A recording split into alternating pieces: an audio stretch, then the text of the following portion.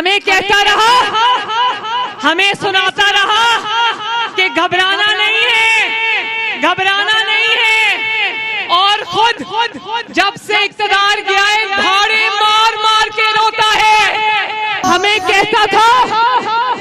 कहता था 50 लाख घर दूंगा, 50 लाख घर तो किसी को नहीं मिले, एक ही घर मुकम्मल हुआ, वो ज़मान पाक का घर था, इमरान खान का घर था। वो कहता रहा, कौम को कहता रहा आखिरी गेंद तक मुकाबला करूंगा।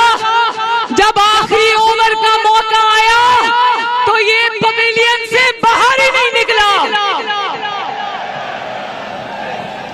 जब आखिरी गेंद खेलने का मौका आया तो ये क्रीज पर आया ही नहीं और मैदान छोड़कर उल्टे पांव भाग गया। और मुकाबला करने के लिए किसको भेजा? अपने गुंडागर्दों को भेजा, गुंडों को भेजा। और जिन्होंने नेशनल असेंबली में भी, पंजाब असेंबली में भी गुंडागर्दी की। जिस दिन ये गुंडागर्दी हो रही थी, यकीन मानो मेरे भाइयों, मेरा सर शर्म से झुक गया। क्या ये है हमारे पाकिस्तान का मुआशरा?